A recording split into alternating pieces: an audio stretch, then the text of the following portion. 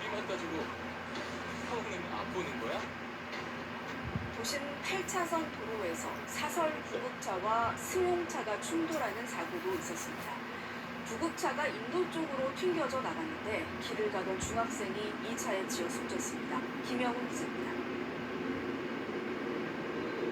사설 구급차 한 대가 도로를 벗어나 인도역 나무를 들이받았습니다. 앞부분이 형체를 알아보기 힘들 정도로 찌그러졌습니다. 또 다른 쪽에는 승용차 한 대가 가로수에 막혀 멈춰서 있습니다. 사고의 충격으로 곳곳에 자동차 파편들이 나뒹굴고 있습니다. 사고가 난 건 어제 오후 5시쯤 강원도 원주시 도심의 왕복 8차선 도로에서 사설 구급차와 승용차가 충돌했습니다. 지금 여기에 애플가 여기 이렇게 완전히 이 사고로 구급차가 인도 쪽으로 튕겨나가면서 보행 중이던 남자 중학생을 치었습니다. 남학생은 병원으로 긴급 이송됐지만 숨졌습니다. 바로 붙여갖고 야구도 같이 들어오는 거 같았어요. 있었던 심폐소생술하고 그래야 되죠. 또 구급차와 승용차에 타고 있던 61살 김씨 등 3명도 다쳤습니다.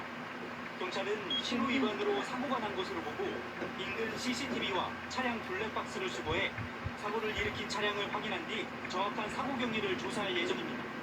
KBS 뉴스 김영준입니다.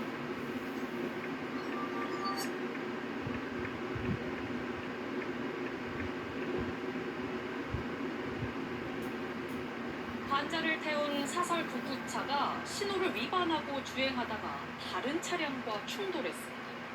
구급차가 쓰러질 정도의 큰 사고에 탑승 중이던 환자가 숨졌고 보호자 등 6명이 다쳤습니다. 추재훈 기자. 도로 가드레일이 갑자기 무너져 내리더니 차 한 대가 옆으로 쓰러집니다. 잠시 뒤 시민들이 차에 있던 사람들을 꺼내고 심폐소생술을 합니다. 쓰러진 차량은 사설 구급차였습니다. 펑 소리가 요란하게 두 번 났어요.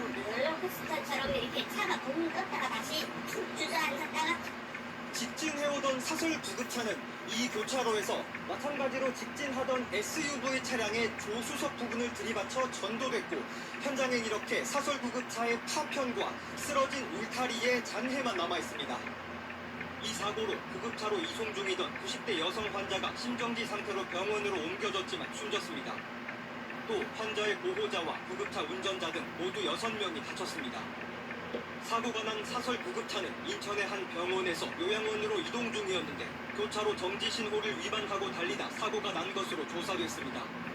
현행법상 사설 구급차는 긴급 자동차로 분류돼 신호 위반, 과속 등에 단속되지 않지만 이 과정에 반드시 사이렌을 울리거나 경광등을 켜야 합니다. 경찰은 구급차 운전자가 이 규정을 제대로 지켰는지 또 신호 위반을 해야 할 정도로 긴급한 상황이었는지 등을 조사하고 있습니다. KBS 뉴스 추재훈입니다.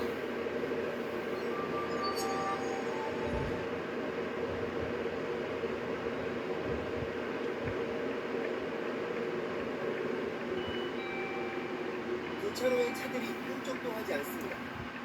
그때 비어있는 끝차선으로 사설 구급차가 나타납니다. 제한속도 시속 90km 구간인데 속도 줄일 생각이 없는 듯 질주합니다. 그렇게 교차로에 들어서자마자 신호를 무시하고 왼쪽에서 달려오던 승용차 미처 피하지 못하고 충돌해 튕겨나갑니다. 구급차는 인도를 걷던 중학생을 겹치고서야 멈춰섭니다. 학생은 병원으로 옮겨졌지만 숨졌습니다. 사고 하루가 지난 지금 그 학생이 숨진 장소에는 시민들이 가져다 놓은 추모꽃이 하나둘 쌓여가고 있습니다. 사고는 오후 시간대 인근의 학교와 학원이 밀집한 곳에서 발생했습니다. 저희 아이도 맨날 다니는 길이거든요. 저도 맨날 다니는 길이고 20대 남성이 몰던 구급차, 신호를 기다리던 차들을 피해 직진이 금지된 우회전 전용 차선으로 달렸습니다. 구급차에 환자는 없었습니다. 경찰은 구급차와 승용차 운전자 교통사고 처리 특례법 위반 혐의로 입건했는데 아직 조사는 이루어지지 않았습니다.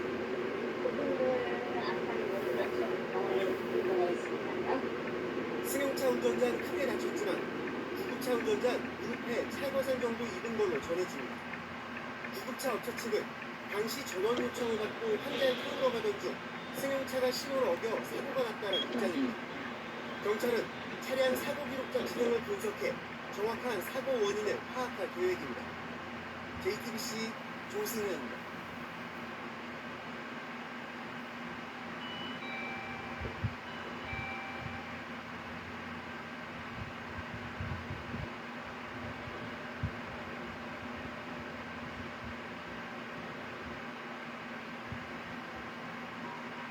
지난 21일 강원도 원주의 한 사거리에서 긴박한 사이렌 소리가 울려 퍼집니다.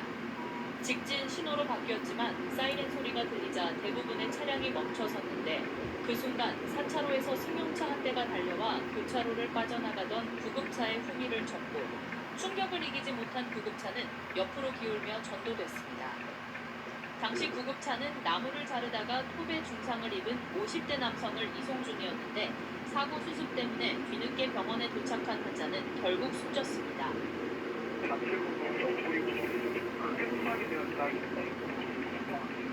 그 제재소가 워낙에 가무돌당하는 장비들이 있어서 그 장비에 의해서 손상이 된 것과 실제가 진행가야지 장비 손상에 부과를 하면서 그거를 저희 우리도 이용하게 됩니다. 사고가 발생한 충주에서 방역 응급센터가 있는 원주까지 약 50분에 걸쳐 이동하던 상황이었는데 병원까지 약 10분 정도 남겨두고 사고가 났던 겁니다. 사고 없이 어차피 왔으면 일반의 휴방이라도 있었을 것이라고 추정할 수 있는 거죠. 사고로 돌아가신 건지 제자소에서 그 사고로 돌아가신 건지 일단은 조사가 시작되지 않았어요. 일단은 신호를 준수한 차량에 대해서는 저희가 어떻게 제재할 수 있는 건 없고요. 구급차는 일단 신호 위반으로 적용을 해서 수사가 들어가요. 환자를 긴급히 병원으로 이송 중이던 구급차에게 교통사고 책임이 있는 걸까? 현행법상 긴급 차량인 구급차는 교통사고가 나더라도 긴급한 용도가 있을 경우에는 형벌이 감면될 수 있지만 구급차 이동에 긴급 상황이 증명되지 않는다면 교통사고 특례법 위반으로 금고형에 처해질 수 있습니다. 그 면책 조항이라는 게 따로 명시되어 있는 게 아니고요. 도로교통법상의 긴급 차량의 경우에는 신호를 지키지 않거나 과속을 한다고 해도 이를 위반으로 보지 않는다라는 경우를 남는 거고요. 형사적인 책임을 지지 않지만 과세의 기울에 따른 민사적인 책임을 지게 됩니다. 이 때문에 긴급 차량을 보호할 수 있는 명확한 기준 마련이 필요하다는 지적이 나옵니다. 국내에서는 아직 이 긴급 자동차에 대한 대처 방법에 대해서는 좀 명확성이 떨어지고 이 부분에 대한 것들은 강화가 좀 필요하지 않나 보고 있습니다.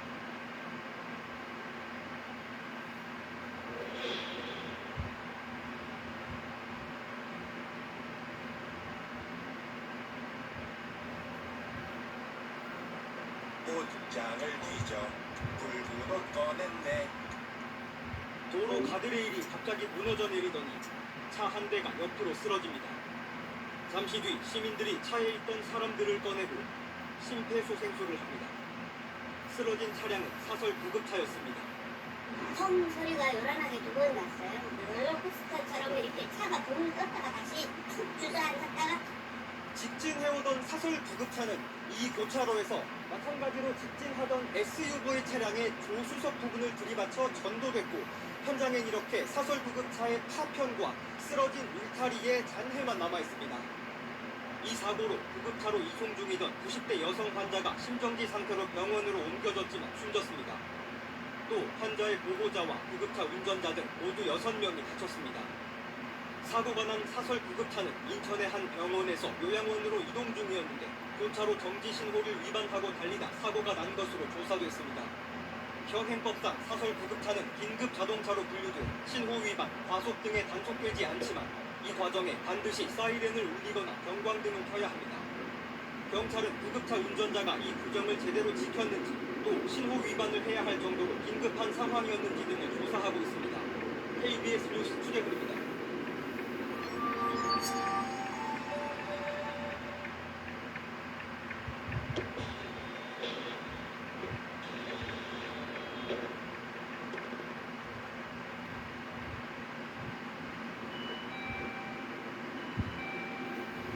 두 달 전 부산에서 고등학생이 쓰러져 경련 증세를 보인다는 신고가 119에 접수됐습니다.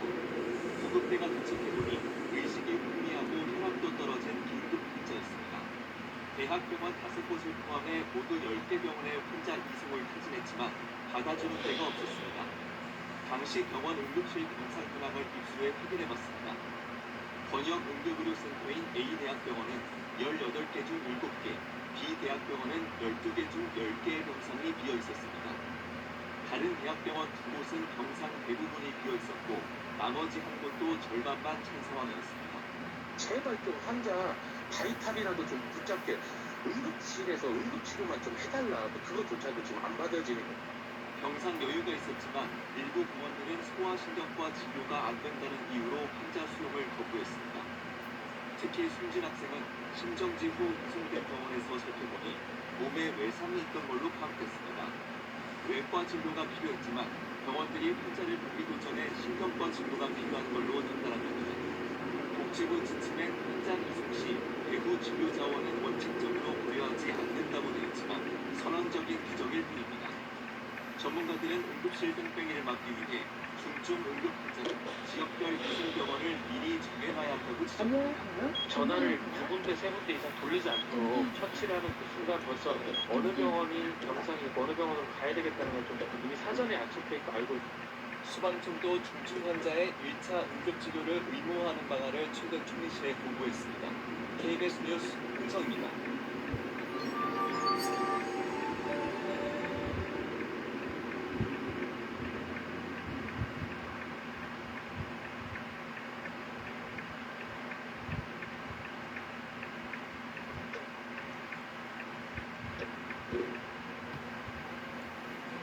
지난 7월 광주광역시의 한 도로 과속으로 달리던 차량이 중앙선을 살짝 넘어 앞지르려다 앞 차량과 충돌합니다.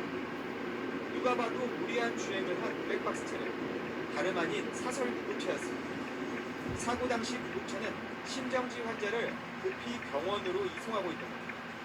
신성리가 왔다가 신성리 누르고 살려놓은 것도 있고 빨리 안 가는 환자를 이것도 빨리 갔어야 돼요. 동승한 간호사 역시 환자의 생명이 걸린 긴박한 상황이었다고 말합니다. 이송 도중에 다시 심정지가 생길 수 있는 상황이었어요. 소생실로 바로 들어가서 목처치를 받고 대형 카메라 정보로 의식을 회복을 많이 하셨다고. 환자의 목숨도 살렸고 접촉사고가 다행히 큰 인명피해로 이어지지는 않았지만 구급차 운전자는 4중 충돌 사고의 가해자로 지목된 상황에 처했습니다. 그래서 제가 좀 심하게 생각하니까 상관상도 일단은 무너질 수 있다. 당시 구급차는 경광등, 사이렌, 경적까지 크게 울리며 달렸지만 피해 차량 운전자는 전혀 인지하지 못했다고 주장합니다. 못 들었다고 했어요. 못 들어서 못 봤다. 위반은 했지만 분명히 긴급 차량. 교통사고 전문 변호사는 일방적인 사고조사 형식에 문제를 지적합니다. 사고 당시 경광등, 타일에 경적까지 울리고 있었기 때문에 상대 차량이 룸미러나 사이드미러로 충분히 확인할 수 있었습니다. 따라서 이번 사고의 결정적으로 긴급자동차의 통행을 방해한 상대 차량의 긴급자동차에 대한 양보운전 의무 위반 과실에 있습니다. 소방청 통계에 따르면 구급차 관련 교통사고는 매년 증가하는 추세. 도로를 급하게 달리다 보니 점점 더 많은 구급차들이 교통사고 가해자로 지목받고 있습니다. 현행 도로교통법상 긴급 환자 이송 중 발생한 사고에 대해서는 감경이나 면제를 허용한다고 적혀있지만 법밖의 현실에서는 결국 사람을 살리기 위해 다양한 억울함을 견뎌내야 하는 상황입니다. 운동한테 이동을 했는데도 불구하고 가해자를 본게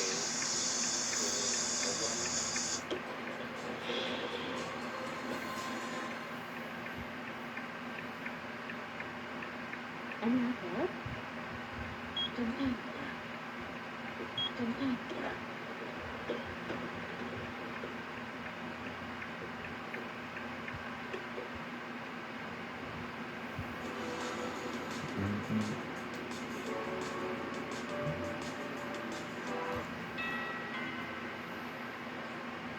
안녕하세요. 오늘도 양경진이 스스로 셀프로 교환하는 방법을 자세하게 설명을 한번 드리도록 하겠습니다. 오늘도 양경진 부채를 이렇게 펴왔는데요. 기존에 있던 연기를 한번 보고 물레대가는 정도가 어떤가, 왜 돌려오는가, 그걸 한번 보고 양경진 주기부터 손치까지 해보도록 할게요. 저게 기존에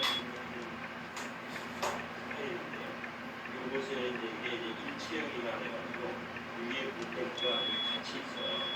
같이 있는데 수압이 조금 나왔다는 걸 한번 읽어볼게요.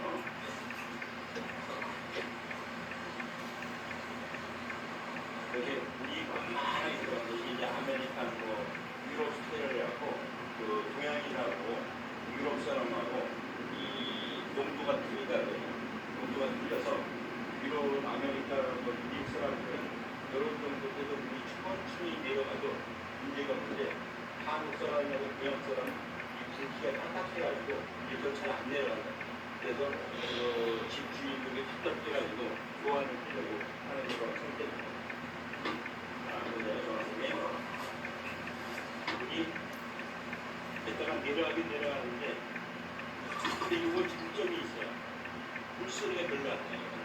그냥 이제 그 스피스라든가 동양 사람 거는 물소리가 왕 나고 이거는 굉장히 흘러가요.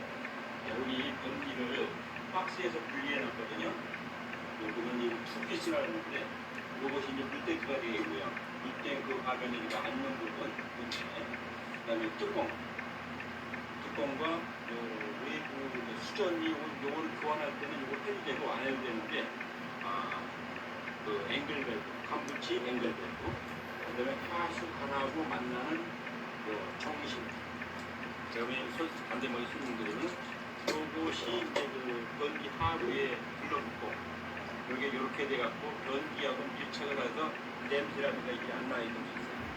그다음에 그 파이프에 PVC 파이프가 A인데 그것이 요 오링하고 딱 닿아쳐갖고 밀대가 돼갖고 냄새가 있거든요. 이 정신 여기 이제 이 밀대가 내부에 들어가는 구성물입니다. 이 구성물부터 먼저 조립을 할게요. 여기 가장 좀 복잡합니다. 먼저 중앙에 중간하기라고 이렇게 했는데 이 고무를 암으로 해서 들어갔고요. 물을 붓게 하는 물을 닫다 열었다 하는 것이 있는데 폼에 이렇게 딱딱 들어가면 딱딱 이쪽도 딱딱 들어가면 이렇게 이렇게 있어요. 이것도 작작을 하는데 변기가 있는데 물탱크가 있으면 중앙에 이제 부착되는군요. 이쪽 부분의 손잡이, 이쪽에 휠을 물려고 간섭을 받고 움직여야 돼요. 그래서 그게 중앙이 있는 것이 아니라 약간 그 뒤쪽으로, 뒤쪽 한 이 정도 이렇게 위치하게 되면 다른 거하고 간섭을 안 받게 돼 있어요. 이렇게 하고 장착을 하겠습니다. 일단 이렇게 해서 공기 뜯으면 레일가 나오는데 레일이 첫 번째 레일이 있는데 레일이 거칠거칠한 부분 이렇게 반질반질한 부분이 있어요. 반질반질한 부분이 이 나사가 이렇게 미끄러지라고 해서 바깥으로 오는 것입니다. 바깥 안으로 끼고요. 나사를 바깥으로다가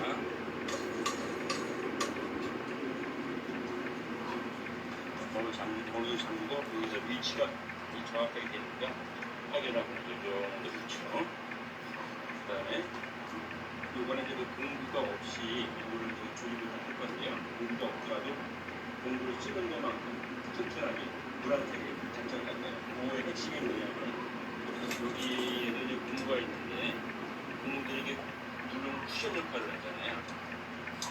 고무가 원래 갖고 있는 원래 성질이 있어요. 성질이 있는데 누르는데 한두 여기 누르게 되면 되게 파괴가 됩니다. 고무줄을 이렇게 늘어난다고 늘리다가 너무 많이 늘어나면 어떻게 돼요? 이게 끊어지잖아요. 그것과 마찬가지로 고무도 어느 압축을 하다가 한계를 벗어나는 게 파괴가 돼요. 그 한계가 한 30% 정도 줄어들어요.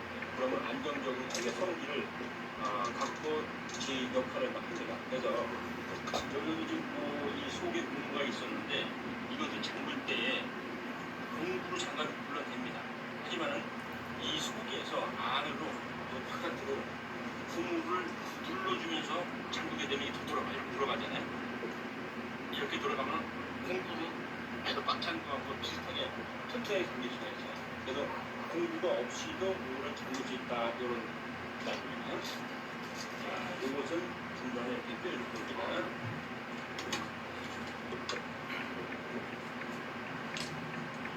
해주고요.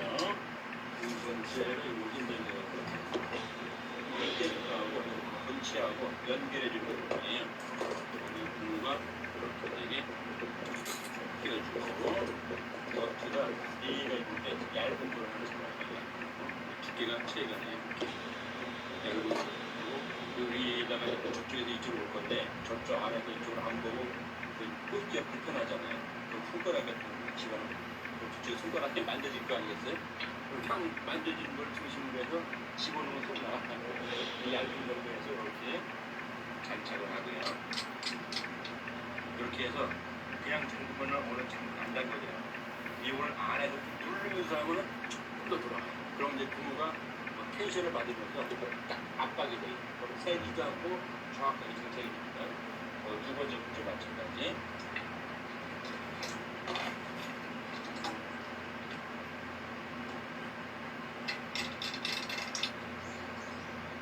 이제 어느 정도 속에서 누르면서 잠궈.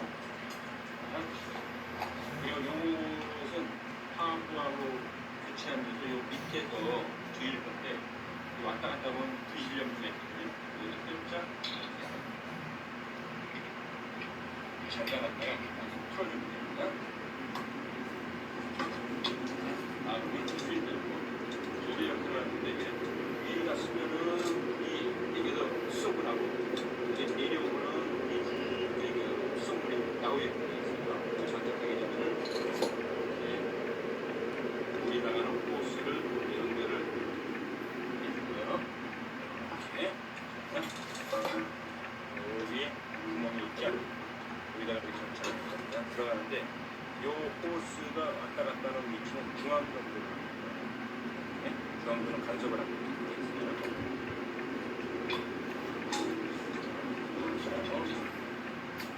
여기 나사로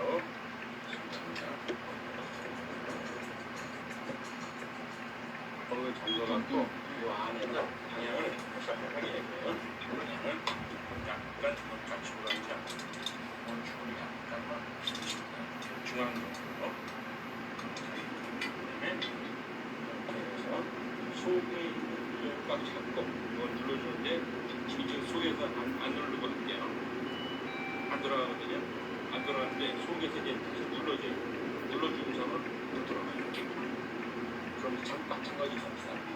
그 다음에 여기에 그 보아 코스라고 여기에 있는 전무치 엠베드하고 만나갖고 이건 이 불통 연결하는 건데요. 그것도 장갑입니다. 장갑이는데 바깥에서만 이렇게 잠그게 되면 아까 슬려고 돌아가겠죠. 여기에 있는 휠밸브를 꽉 잡고 이렇게 피딩이 안 되고 이렇게 잠궈놓고 됐고요. 다음은 손잡이.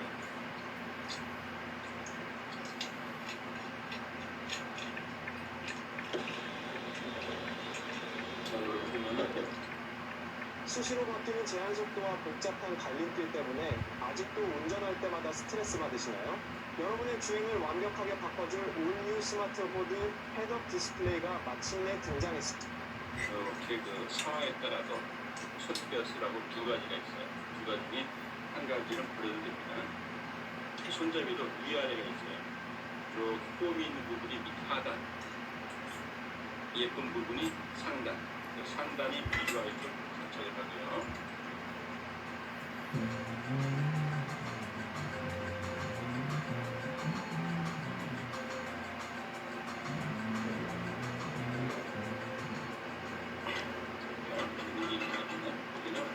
여기에서 아까 그 줄, 통부를 통제한다는 요것을 여기다 끼워줘요. 끼워주고 너무 이렇게 흐릿 여유가 많아도 안 되고 너무 빡빡해도 안 돼요. 약간 닿으면서 약간의 그 이렇게 흔들림이 있죠. 그 정도로 해서 속으로 따뜻하게 됩니다. 그 다음에 이 호스는 반드시 중앙으로 향하도록 이렇게 막아줘야 돼요. 이것이 이제 설치라는 나중에 역할을 설명을 드릴게요. 상당히 중요한 부분이거든요. 이렇게 하게 되면 물땡 부분이 안에 있는 불이 이제 끝나고 요 안쪽 부분 넓이에 그 옛날 같으면 이 화학과 홈이 있어갖고 여기서 이제 장착을 하게 되는데 요가 지금 안치마형은 바깥에 그 볼트를 집어넣을 수 있는 공간이 있죠. 그래서 장착을 먼저 해주고 갖고 들어가서 장착을 해줘야 됩니다. 요 부분이 바로 이렇게 돼서 요 정심하고 만나서 눌러갖고 꽉 해서 냄새가 안 나게 고정되는 부분이에요. 이렇게. 그리고 아까도 말씀드렸지만 요 부분이 이제 그 하나하고 만나서 패킹 역할을 하는 부분이겠습니다. 이 두 가지는 반드시 장착을 잘 해줘야 됩니다. 이거를 이렇게 앞에 기체처럼 끼워서 옆으로 돌아와 있고 이렇게 반개 깎아진 부분이 있고 이거 있는데 쪽으로 갖다가 대고 이렇게 하면 규정이 됩니다. 이렇게 한 상태에서 이 장착을 이렇게 해서 구멍 있잖아요. 이렇게 장착을 합니다.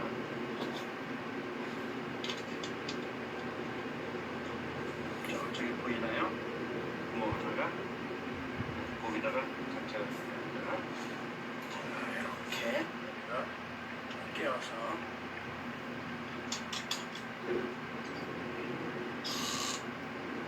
그 정도로 조여주고요. 뚜껑을 껴줍니다. 이렇게 이러면 이 파하고 조립 준비가 다 끝났습니다. 그리고 뚜껑 조립하는 걸 한번 보여드릴게요. 뚜껑을 조립하는데 저희가 보면은 옆에서 이렇게 잠글수가 있었는데 이거 커버가 되어 있기 때문에 옆에 잠그기가 힘들어요. 장착을 하면은 뒤에 손도 안 들어가기 때문에 그래서 장착을 하는데 먼저 장착을 해도 되고 아니면 요새는 이제 그 쉽게 하기 위해서 뒤에서 안 하고 위에서 볼트만 잠가서 체결할 수 있는 이런 세트가 나왔어요. 어떻게 원리가 뭐냐면 요게 이제 그 볼트를 조이게 되면은 이게 뒤로 이렇게 물러나요. 이렇게 당기죠. 이게 벌어지니까 이 벌어진 심해에서 딱 잠길 수 있도록 이렇게 됩니다. 자, 당겨볼까요? 이렇게 벌어나죠. 네, 이렇게 벌어지면서 잠겨요. 그래서 위에서 스크류만 돌려주면 장착이 되게끔 돼 있어요. 요거는 이제 장착할 때는 사인 페나를 준비하면서 네, 위치하고 앞면 이렇게 맞춰주세요. 앞면하고 좌우를 맞춰서 어느 정도만 이렇게 맞으시잖아요. 그러면은 여기다가 이제 표시를 해줘요. 위치가 어딘지 위에 옆에 이렇게 조금만 표시해주세요. 이렇게 하고 이걸 뺄 겁니다. 그러려면 점이 보이잖아요. 점이 보이면은 이게 이제 그 브레이크인데 이 활이랑 부품을 딱딱 누르면 이게 딱 나오게 됩니다.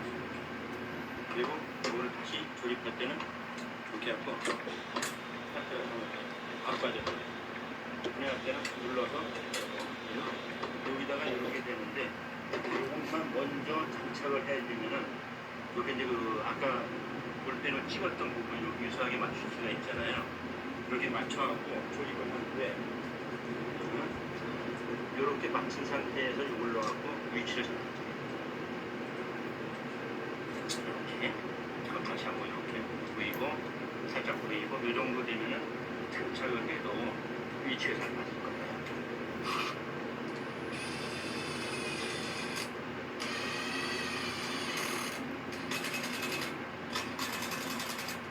그래서 나중에 이걸 갖다가 끼기만 합니다.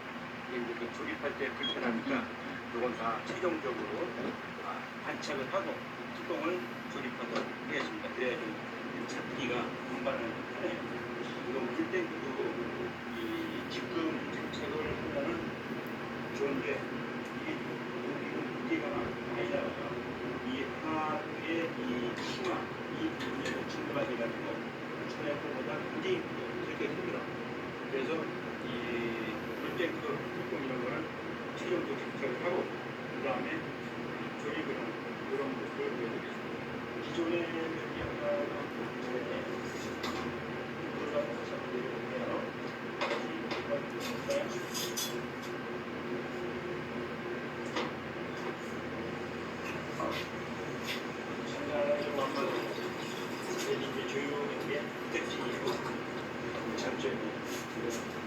천천히 너무 천천히 들어가니까 변기를 이제 그 해체를 하려면 해체를 하려면 먼저 여기로 하고 쟁글 댐이라고 했는데 이거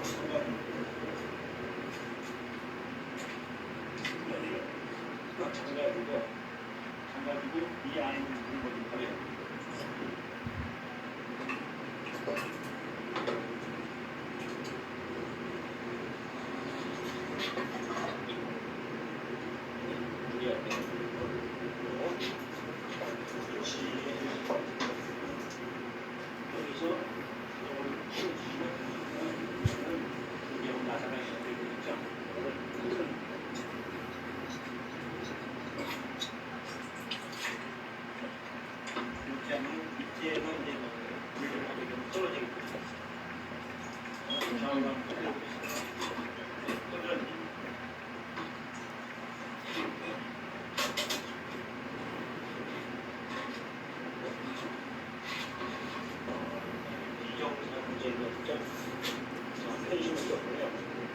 정신이 아니라 우리가 여기에서부터 변기의 중심까지가 300mm인데 300mm가 안 될 때는 이렇게 그 편심을 씁니다.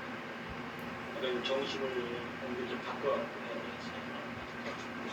이렇게 하고 그러면서 여기 나오는 것은 지금 물을 옆으로 하면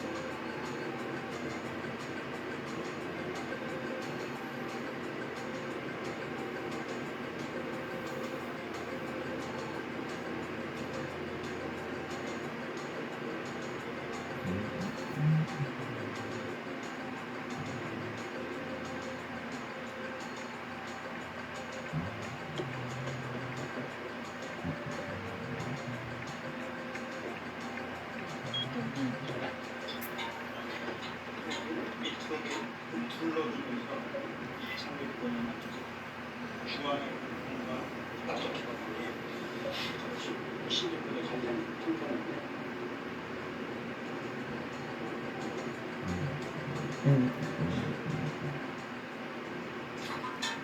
그다음에 고압부스 잡을 때는 오른쪽 부분이 이렇게 여기 부스가 틀어질 수가 있어요. 이 반대쪽으로 틀어갖고 주입이 되면 틀어지면 넘겨갈 수가 있어요.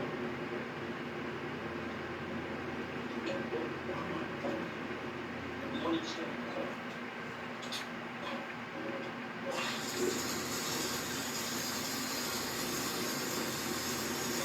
아까 그 호스가 부분이 가운데로 돼야지만 일처가 이게 이게 안 바깥으로 가기 때문에 이게 안 돼요.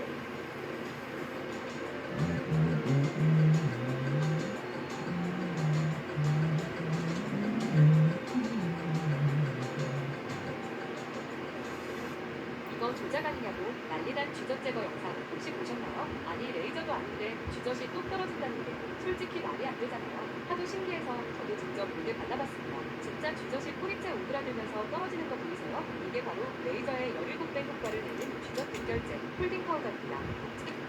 또 두부레가 쓰는데 간소히 받으면 약간 덜 될 때가 있어. 그리고 잘 조금 조절해줘. 그리고 이 정도 보이면 조절할 거야. 살짝 물들이 볼게요. 처음인데 우리 정상적인 정수찬이 되고 있는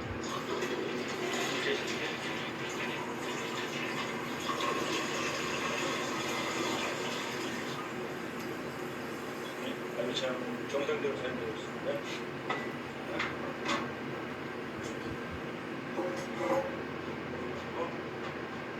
이렇게 하고 이 위치에서 톡 쳐주고 다 마지막 한데 이게 대구역이라고 그러면 천천히 빵 소리가 이렇게 하고 이제 이 변기하고 바닥하고 시간으로 두드리만 하면 변기 위치가 삐뚤어지게 되어 있습니다. 시멘트를 개갖고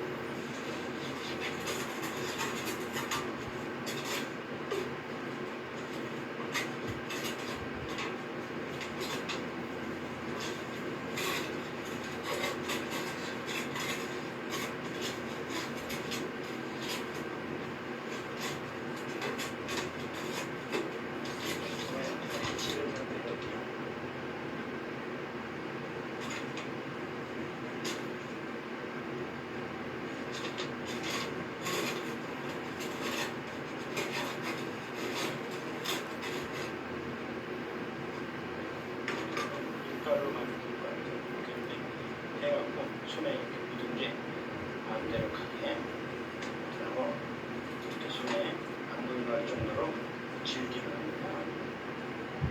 그리고 바깥으로 그런데 이렇게 한 다음에 이렇게 한 다음에 이 끝에부터 속으로 눌러주면서 속으로 들어가게 하면서 보여주면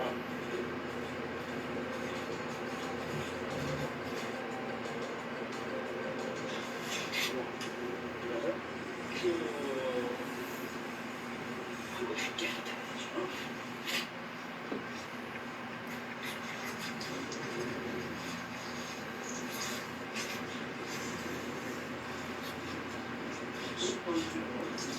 이렇게 큰 거랑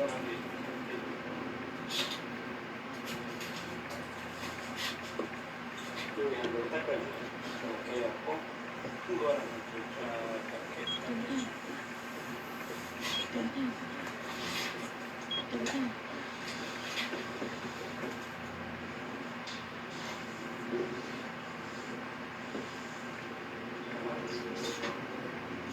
여기 갔다가 수액에 연결을 했고요.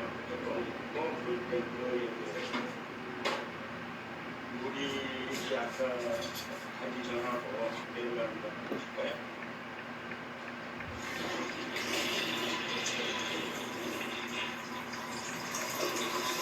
모양이 자연스럽게 이런 정도가 돼야지 아마 그래서 변기 교체를 다 끝냈습니다. 이렇게 테두리 깨끗하게 닦고 변기 물려는 정도 이제로 사용은 한 하루 정도 있다가 사용하면 좋습니다. 시멘트하고 풀 때까지 이 변기 스스로 공부 없이 교체하는 걸 마치도록 하겠습니다. 감사합니다.